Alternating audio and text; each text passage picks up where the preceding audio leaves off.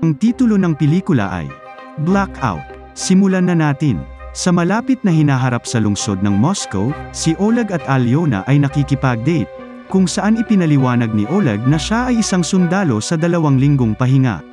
Maganda ang date at nauwi silang dalawa sa gabing magkasama. Samantala sa Paris, papalapag na ang isang eroplano nang biglang namatay ang lahat ng ilaw nito at nawala ng malay ang lahat ng sakay sa lalong madaling panahon. Ang pagkawala ng kapangyarihan na ito ay kumalat sa buong mundo, na nag-iiwan lamang ng liwanag sa isang maliit na bahagi ng silangang Europa. Napansin ni Oleg at Alyona na ang mga drone na lumilipad sa paligid ng Moscow ay nag-freeze sa hangin, at nagmamadali silang pumunta sa lobby ng hotel upang makita kung ano ang nangyayari. Ang bawat tao sa gusali ay nagtitipon roon upang makinig sa balita. Pinaliwanag ng anchorman na hindi ito bunga ng anumang natural na sakuna, at habang sa una ay pinaghihinalaan nila na ito ay isang pag-atake ng terorista, nalaman nilang nawalan sila ng pakikipag-ugnayan sa iba pang bahagi ng mundo. Isang grupo ng mga sundalo na pinamumunuan ni Mayor Dolmatov ang ipinadala sa isang recon mission sa Kirov, isa sa marating lungsod na ngayon ay nasa kadiliman. Sumama sa kanila ang mamamahayag na si Olga upang itala ang anumang mga pahiwatig na maaari nilang makita. Nagpadala na ang gobyerno ng mga drone sa lugar na ito, ngunit wala sa kanila ang nakabalik. Ang team ay gumigala sa lungsod at pumasok sa isang tindahan kung saan gumagamit sila ng mga espesyal na ilaw ng slime para mas makita. Ito ang paraan kung paano nila natutuklasang patay na ang bawat mamamayan dito, maging ang isda sa bowl. Hindi nila maiwasang magtaka kung paano namatay ang lahat dahil walang anumang indikasyon ng pag-atake, na para bang nangyari kaagad nang wala saan. Pagkatapos ay nagsimula silang mag-imbestiga sa iba't ibang mga apartment, kung saan makikita nila ang lahat sa lugar nito na parang walang nangyari. Uli, mukhang nangyari ito kaagad na parang naglaho ang mga tao. Biglang, ang isa sa mga sundalo ay inatake ng isang misteryosong nilalang. Nagmamadaling tulungan siya ng iba pang team, ngunit sa sandaling makita sila ng nilalang, kinuha niya ang sandata ng sundalo at tumakas sa bintana. Agad na nagpaputok ang team, ngunit ang nilalang ay hindi naapektuhan ng mga bala at tumakas. Dinala nila ang sugatang sundalo sa kanilang eroplano at tinanong siya kung nakita niya ang mukha ng umatake sa kanya, ngunit madilim at dahil sa pakikipaglaban ay naging imposibleng mapansin ang anuman. Makalipas ang 1 buwan, mahigit 100 milyong Russian ang itinuring na patay, at sinusubukan ng gobyerno na hilingin sa natitirang populasyon na manatiling kalmado. Gayunpaman, nagtitipon ang mga relihiyosong grupo dahil sa tingin nila ay paparating na ang katapusan ng mundo. Samantala, si Yura ay isa sa marating sibilyan na nakatanggap ng liham na humihiling sa kanya na sumali sa hukbo. Nakatira si Yura kasama ang kanyang ina na may Alzheimer at masakit sa kanya na iwan siya, ngunit sumasali pa rin siya sa hukbo. Pag-alis niya papuntang base, napansin niya ang kasalukuyang kalagayan ng mundo, dahil sapat na ang 1 buwan para magmukhang post-apocalyptic ang mga lansangan. Sa wakas ay sumali si Yura sa team ni Oleg, na ipinaalam ni Dolmatov at Colonel Marina tungkol sa kasalukuyang sitwasyon. Ang bawat lungsod sa kadiliman ay itinuturing na nasa ilalim ng quarantine, at ang tanging umiiral na kapangyarihan ay matatagpuan sa Moscow, bahagi ng Belarus, Ukraine, at Finland. Ang lugar-lugar na ito ay kilala bilang Circle of Life. Lang Retcon team ang bumalik na may dalang mga katawan at natuklasan nilang namatay sila mula sa endogenous neurotoxins, na mga kemikal na ginawa ng katawan ng tao. Ang mga bagong team ay may 2 gawain: maghanap ng mga pahiwatig para maunawaan ng mga siyentipiko ang dahilan sa likod ng mga neurotoxin na ito, at mas malalim pa sa quarantine zone para mang-alap ng mga mapagkukunan dahil ubos na ang Moscow. Kailangan nilang mag-ingat dahil nagpadala na sila ng marating team at karamihan sa kanila ay hindi na bumalik, kahit na mayroon silang mga tangke para protektahan sila. Habang naghahanda ang lahat, mas marating voluntaryo ang dumating at nagulat si Oleg nang makitang kasama nila si Alyona. Biglang tumunog ang isang alarma na nag-aalerto sa isang papasok na pag-atake. Tila may grupo ng malalaking kaaway na papalapit, kaya nagtitipon ang mga sundalo sa hangganan sa pagitan ng base at quarantine zone. Sa sandaling iyon ang kapangyarihan sa base ay namatay, kaya't si Dolmatov ay nagsimulang magpaputok ng mga flare para sa isang mas malinaw na tanawin, at kapag ang mga kakaibang nilalang ay malapit na, Ang mga sundalo ay nagpaputok, ang ilan sa mga nilalang na ito ay nakakaabot pa rin sa base at nagsimulang umatake sa lahat ng nakikita, na naging sanhi ng pagkawala ng malay ni Oleg.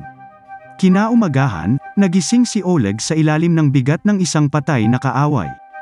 Napansin ni Yura na buhay pa siya at humingi ng tulong sa paglipat ng katawan. Ngayon ay nakikita ni Oleg na ang kakaibang nilalang ay talagang isang malaking oso. Sa katunayan, mayroong 12 ng mga katawan ng oso sa kabilang panig ng hangganan, at walang nakakaunawa kung bakit sila kumilos ng ganoon. Nandyan din si Olga na nagre-record ng lahat para sa balita. Dinala si Oleg sa infirmary at nagulat nang malaman na isang doktor si Alyona. Inaalagaan niya ang mga sugat nito at kapag nakakaramdam siya ng sakit, inaalaw niya ito ng halik. Samantala, tinatalakay ni Marina at Dolmetov ang mga usapin ng mga sensor, isang grupo ng mga tao na di umano'y nakakuha ng kapangyarihan pagkatapos ng blackout. Ipinaliwanag ni Marina na hindi sila tulad ng mga superhero, ang mga sensor ay talagang makakatanggap ng data sa kanilang isipan tulad ng mga radyo na tumatanggap ng mga signal.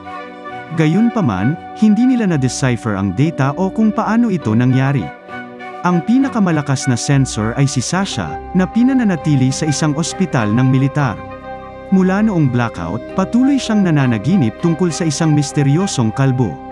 Ngayon ay binibisita siya ni Xenia, na nagsasabing ipinadala siya ng isang taong nagngangalang LD. Ipinaliwanag niya na winasak ng unang wave ang lahat ng electronics, ang pangalawa ay naglunsad ng self-destruction ng lahat ng biological organism, at ang ikatlong wave ay gagawing atakehin sila ng sinumang nabubuhay pa sa quarantine zone. Mayroong milyon-milyon sa kanila, at wala na ang kanilang malayang pagpapasya, ngunit mayroon silang oras para pigilan ito. Ayaw ni Sasha na may kinalaman dito at nanawagan siya ng seguridad, ngunit hindi makita ng mga sundalo si Xenia at sabihin sa doktor na naghahallucinate si Sasha. Ang iba pang mga sundalo ay naghahanda para sa misyon. Nagpunta si Yura kasama si Olga, na nagtanong sa kanya para sa camera. Inati ni Yura na wala siyang pakialam sa kasalukuyang sitwasyon dahil binibigyan nito ng kahulugan ang kanyang buhay, at mas mabuti ito kaysa sa pagiging taxi driver. Kapag nakarating sila sa quarantine zone, natuklasan nila ang mga tangke na nawasak sa lupa at isang bangin na tumatagos sa mga gusali, na nagpapahiwatig na nagsimula na ang ikatlong alon. Ang footage ng pagkawasak na ito ay naglalagay sa natitirang populasyon sa isang estado ng gulat, na nagiging sanhi ng mga kaguluhan at isang tumaas na bilang ng krimen upang sakupin ang lungsod. Nangangako ang gobyerno na ginagawa nila ito, ngunit iniisip ng mga tao na may itinatago ang kanilang mga pinuno. Ang mga sundalo ay nahahati sa mga grupo upang masakop ang mas marating lupa. Sina Yura at Olga ay nasa ikapitong grupo, at habang tumitawid sila sa kakahuyan, nagkakaroon ng tensyon sa pagitan nila. Kapag dumating ang isang nakarecover na Oleg, sumali siya sa Team 4, na nag-iimbestiga sa isang maliit na bayan. Binuksan ng isa sa mga sundalo ang isang storage room, dahilan para mahulog ang isang grupo ng mga metal bar sa ibabaw niya at sumakit ang kanyang binti. Nagpa siya ang koponan na magpahinga sa loob ng isang bahay hanggang sa dumating ang isang doktor. Kinaumagahan, dumating si Aliwan at ibinalita na ang sundalo ay kailangang bumalik sa Moscow kasama niya kung ayaw niyang mawalan ng paa. Nagpalipas din ang gabi ang pangkat-7 sa loob ng isang apartment, at habang nag-aalmusal sila, may napansin si Yura na kakaiba sa isang tindahan. Tinitingnan niya ang recording ni Olga at kinukumpirmang hindi nabuksan ang mga pinto nang dumating sila. Pumasok si Yura at ilang sundalo sa tindahan at nakahanap ng katibayan na may tao roon, kaya nagpa siya silang mag-set up ng ilang bitag. Pagkatapos ay bumalik sila sa apartment at hintayin na mag-activate ang mga bitag, hindi ito mangyayari hanggang sumapit ang gabi. Naghahanda ang lahat na umalis, ngunit hiniling ni Yura si Olga na manatili sa loob at tinuruan siyang gamitin ang mga flare para humingi ng tulong kung hindi sila babalik. Sa huli ay sinuway ni Olga si Yura at sinundan pa rin niya ang team para i-record ang lahat. Sa loob ng tindahan, nakita nila ng isang binatilyo na nasugatan ng mga bitag. Dinala nila siya sa apartment at sinubukang tulungan siya, ngunit tumugon ang bata sa pamamagitan ng pagnanakaw ng kutsilyo at pagpatay sa isang sundalo. Agad namang nag-react ang iba sa pamamagitan ng pagbaril sa kanya. Samantala, pumunta si Sasha upang makalanghap ng sariwang hangin sa bubong ng ospital at biglang nagulat si LD, Ang sinabi sa kanya ng lalaking si Shenia ay may koneksyon lang sa isip ngunit talagang nandito si LD at gustong tumulong ni Sasha, para kumbinsihin siyang alam niya kung ano ang nangyayari. Ipinakita niya ang kanyang mukha at ipinahayag na hindi siya tao. Sa sandaling iyon, nagpakita si Marina na may kasamang grupo ng mga sundalo na itinutok ang kanilang mga armas sa LD, ngunit biglang ibinalik nilang lahat ang kanilang mga armas kay Marina. Ipinaliwanag ni LD na ginamit niya ang kanyang mental powers para makita ng mga sundalo, siya bilang Id at siya bilang Marina, kaya hindi niya dapat subukan ang anuman. Nanunumpa din siya na kakampi siya ni Marina at binalaan siya nito na milyon-milyong tulad niya ang darating upang wakasan ang sangkatauhan. Kapag tinanong ni Marina kung ano siya, sinabi ni LD na ituturing siyang Diyos ng mga tao. Dinala ni Marina si LD sa kanyang opisina para tanungin siya. Ipinaliwanag ni LD na dapat siyang magsimula ng proseso ng pag-iilaw noong nasa itaas ng mga karagatan ng buwan, ngunit nagkamali siya, tinatakpan ng buwan ang seksyong ito ng Europe, kaya pinoprotektahan ito mula sa radiation. Ganyan nangyari ang Circle of Life, at lahat ng nasa quarantine zone ay isa lamang walang isip na drone na malapit ng umatake. Ang lahi ni LD ay nangangailangan ng Earth dahil malapit nang mamatay ang kanilang sariling simula at gusto nila sa isang lugar na bago na may araw na tirahan. Pagkatapos ay ibinunyag niyang nagkaroon ng Wave Zero libu-libong taon na ang nakalipas, ang alon na ito ay ang sangkatauhan, na talagang isang bioweapon na ipinadala ng mga dayuhan upang sirain ang katutubong populasyon ng planetang Earth. Ang mga dating katutubong tao ang nagtayo ng mga pyramids at mga lungsod sa ilalim ng dagat dahil mas maunlad ang mga ito. Ang mga tao ang perpektong bioweapon dahil sila ay mga maninira at kolonisador, at marami silang DNA na ibinabahagi sa mga tao ng LD, maliban sa natanggalan sila ng anumang mga kakayahan sa psychic. Ang hindi planadong radiation ay nagiging dahilan upang maibalik sila ng ilang tao tulad ni Sasha. Isang hukbo mula sa planeta ni LD ang darating bukas, ngunit narito na ang kapatid ni LD na si Raj. Hindi sumasang-ayon si LD sa kanyang mga pamamaraan at gusto siyang hanapin. Ngunit ang tanging nakakaalam ng lokasyon ay si Sasha, salamat sa kanyang mga pangarap. Pansamantala, ang lahat ng team ay biglang inaatake ng mga taong kontrolado ng isip. Ang mga sundalo ay agad na nagpaputok at sinubukan ang kanilang makakaya upang magtatag ng isang linya ng depensa. Ngunit ang kaaway ay dumarating sa napakarating bilang at hindi nahihirapang lumaban, napatay ang karamihan sa mga koponan at naging dahilan upang sila ay maubusan ng bala. Kapag sumabog ang apartment na kanilang pinagtataguan, hiniling ni Yura kay Olga na i-shoot ang flare, ngunit karamihan sa mga team ay gumagawa ng parehong bagay at walang sapat na mapagkukunan upang matulungan silang lahat. Sa ngayon, ang ilang natitirang miyembro ng pangkat 7 ay maghihintay sa bubong ng isang gusali upang hindi maabot ng mga umaatake. Ang pag-uusap ni Marina kay Id ay naantala ng isang mensaheng nagpapaalam sa kanya ng pag-atake, at itinuturo ni LD na nag-aaksaya sila ng oras. Ang dalawa sa kanila kasama sina Shenia at Sasha ay lumipad papunta sa base, at habang nasa biyahe ay ipinaliwanag ni LD na siya ay immortal hanggat walang nagpasya na patayin siya. Nang makarating sila sa base, inilagay ni LD si Sasha sa kawalan ng ulirat at nagawa niyang iguhit ang lokasyon ni Ra, na isang skyscraper sa Kirov. Gusto ni LD na pakilyusan agad ang mga natitirang tropa, ngunit nang makita ni Dolmetov ang hitsura ni LD, hindi niya alam kung pinagkakatiwalaan siya. Sa sandaling iyon, inanunsyo ng isang sundalo na ang Moscow ay inaatake rin at kinumbinsi ni Marina si Dolmetov sa pamamagitan ng pagturo na si Id ang tanging pag-asa nila. Bumalik sa ikapitong pangkat, nagpasya silang umakyat sa gusali para hanapin ang mga team na hindi nagpadala ng anumang flare. Natakot si Olga na subukan, kaya hinalikan siya ni Yura para pakalmehan siya at marahan siyang ibinaba. Habang naglalakad sila sa mga lansangan, nakakita sila ng ilang sibilyan at pinapatay sila bago pa man sila makausap. Ikinagagalit ito ni Olga dahil mukhang maayos sila. Ngunit ipinaalala ni Yura sa kanya na noong una ay maayos din ang teenager na lalaki para bang upang patunayan ang kanyang punto, isang bagong alon ng mga drone na tao ang umaatake sa kanila. Namatay ang lahat ng iba pang sundalo, ngunit nagawa ni Yura na labanan ang mga umaatake, na nasugatan sa proseso. Sa base, ipinagtapat ni Sasha na natatakot siyang pumunta dahil sigurado siyang nakita siya ni Ra sa pangitain, at pinahihintulutan siya ni LD na manatili sa likod para sa kanyang kaligtasan.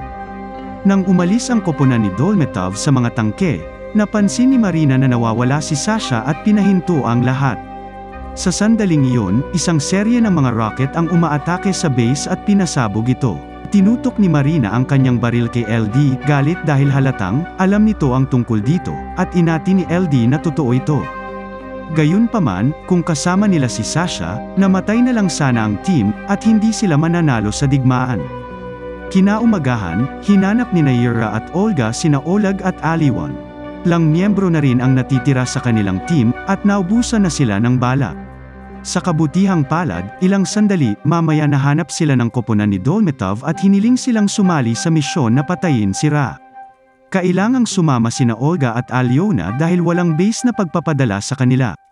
Makalipas ang ilang oras, dumating ang koponan sa Kirov. Nagulat si Dolmetov na hindi sila inaatake, at ipinaliwanag ni LD na iniisip ni Ra na siya ay namatay sa base. Ang mga kalye ay hinaharangan ng mga drone na tao, at may ilan sa kanila na tumetalon mula sa itaas gamit ang mga bomba. Itinulak lang ng hukbo ang mga tangke, binabaril o dinudurog ang sinumang kaaway na magtangkang pigilan ang mga ito. Pagdating nila sa skyscraper, dinala ni LD si Yura at ilang sundalo kasama niya sa rooftop habang ang iba ay nananatili sa pasukan para sa pagtatanggol. Ang labanan ay ganap na mabangis at hindi nila alam kung hanggang kailan sila makakasabay. Kaya dinala rin ni Oleg ang mga sibilyan sa itaas matapos patayin ang sinumang kaaway sa loob. Nakipagkita si LD at ang mga sundalo kay Ra sa rooftop. Sinusubukang atakehin siya ni Yura, ngunit itinulak lang siya ni Ra at iniwan siyang nakabitin sa gilid. Sumunod na inatake ni LD si Ra at medyo pantay ang kanilang laban, ngunit nang umakyat muli si Yura at maririnig ang isang napakalaking pagsabog sa mga kalye, naabala si Ra at sinamantala ni LD ang pagkakataong direktang atikihin siya, inalis ang isang device sa loob ng katawan ni Ra. Agad na pinutol ni Yura at naglagay ng granada sa nagresultang butas, sa wakas ay napatay si Ra. Ngayon ay magagamit na ni LD ang kanyang kapangyarihan para palayain ang lahat ng kinokontrol na tao. Inanunsyo niya ang susunod na hakbang ay patayin ang mga dayuhan na dumarating sa spaceship, dahil ang mga tao ay ginawang pumatay pagkatapos ng lahat. Hindi maintindihan ni Xenia kung bakit hindi sila binigyan ng babala ni LD tungkol sa lahat ng ito bago nangyari ang blackout at nagprotesta sina Alyona at Marina laban sa paraan ng paggamit ni LD sa mga tao. Kapag sinabi ni LD na siya ang Diyos na karapat-dapat sa mga tao, inatake siya ni Xenia gamit ang isang kutsilyo, ngunit ginamit ni LD ang kanyang kapangyarihan para patayin siya sa halip na si Marina. Galit na galit, sinubukan din ni Oleg na atikihin si LD, ngunit lumapit si Yura sa kanyang pagtatanggol, na itinuro LD ang tanging pag-asa na mayroon sila laban sa papasok na pagsalakay. Nagsimula ang labanan sa pagitan ni Yura at Oleg, at nang mapansin ni Olga na binubugbog ni Yura si Oleg, kumuha siya ng baril at pinaputukan si Yura para mapahinto ito. Sinubukan ni Xenia na patayin muli si LD, ngunit madaling pinigilan siya ni LD. Iniisip ni Oleg na patayin si Yura at barilin sa LD sa halip, ngunit walang nagagawa ang mga bala. Ginagamit ni LD ang kanyang kapangyarihan para ipamukha kay Oleg ang lahat bilang siyam na kanyang ama, na naging dahilan para mag-alinlangan siya. Gayunpaman, salamat sa pagiging sensor, mahahanap ni Xenia ang totoong LD at tumalon siya para dalhin siya pababa kasama niya. Pareho silang namamatay sa sandaling mahawakan nila ang lupa. Sa sandaling iyon, dumaong ang isang higanteng spaceship sa isang grupo ng mga gusali. Kinuha ni Oleg ang device na kinuha ni LD mula kay Ra at umalis kasama ang mga babae pagkatapos tumanggi na tapusin si Yura. Pagkatapos kumuha ng ilang armas mula sa mga bangkay, pumasok ang tatlo sa spaceship, na nagbukas ng pinto dahil naghihintay ito kay Ra. Sa loob ay may daan-daang alien na natutulog sa mga pod, at kapag pinindot ni Oleg ang device, ang oxygen ay magsisimulang dalhin sa mga pod na iyon. Mukhang dapat silang gisingin ni Ra, at kinukumpirma ng timer sa mga pod na malapit na silang maging handa. Sinusubukan nilang barilin sila at kinumpirma na pinapatay nit sila, ngunit wala silang sapat na bala o oras para gawin silang lahat. Napansin ni Olga na nasa sahig ang mga tubo na nagdadala ng oxygen, at ang pagsira sa isa ay pumatay ng marating alien sa parehong oras. Sinimulan ng trio ang pagsira sa bawat tubo na makikita nila, na epektibong huminto sa pagsalakay. Gayunpaman, nang sirain na ni Alyona ang huling tubo, Nag-freeze siya dahil napagtanto niyang may mga anak ang mga huling pod na ito. Ang mga bata ay nagsimulang umalis sa mga pods at nang makita sila ni Oleg, ibinagsak niya ang kanyang sandata sa lupa, nang hindi niya nagawang saktan ang mga inosenteng nilalang. Wakas. Marating salamat kaibigan sa patuloy na pagtangkilik at pagsuporta sa ating channel na Tagalog Pinoy Movie Recap. At kung sakaling ngayon lang tayo nagkatagpo sa pamamagitan ng video na ito ay please lang huwag kalimutang mag-like, mag-subscribe at pakipindot na rin ang bell. Hanggang sa muli, ako si Richard Belen, goodbye.